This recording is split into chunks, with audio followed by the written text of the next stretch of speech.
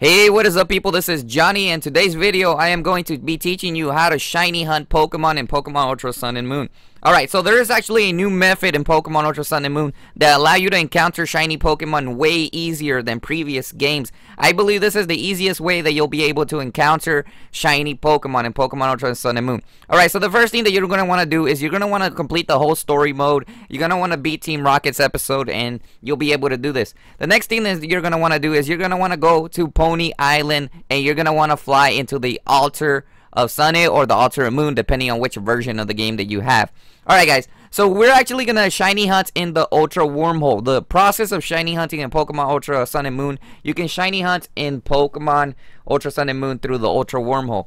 Alright, so basically what you want to do is you want to go into the Ultra Wormhole, guys. You got to start getting used to using the gyroscope on your Nintendo 3DS in order to be able to get shinies in Pokemon Ultra Sun and Moon.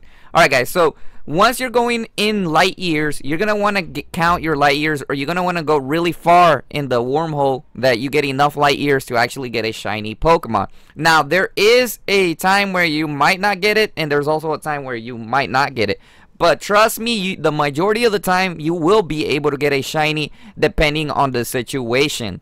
So the first thing that I want to mention, guys, is we're going to look at the image of the tutorial, which basically shows you three different rings, guys. It shows you one that's kind of like with one ring, which doesn't really have that much, and then it also shows you one with two rings, which shows that it has a lot of potential of getting a shiny Pokemon or a rare one.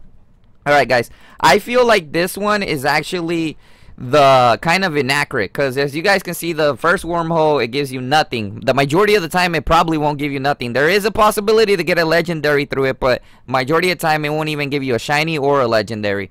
Then the second one is the one ring, which basically this does give you an opportunity sometimes depending on how many light years you get to get a shiny. Then the second one has like a red two rings around it, and then the third one has like a really sparkling one, which is basically the one that you want to get.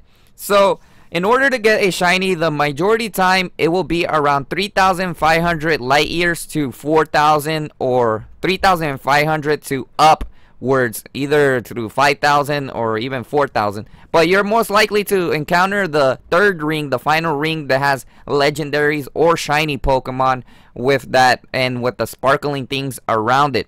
That one will mainly increase your possibilities of getting a shiny. So when you go into the final one that they show you in the picture, guys, you are getting an opportunity either to capture a legendary or capture a shiny Pokemon. So always try to score over 4,000 light years. And if you score 4,000 light years and you see that ring, just go into it, guys, and you'll be able to capture a shiny legendary or a legendary Pokemon. Now, this increases your chances of encountering I would say probably 1 out of 3 times. If you encounter these wormholes and you already caught your legendaries, all the legendaries and stuff, you may either encounter a shiny.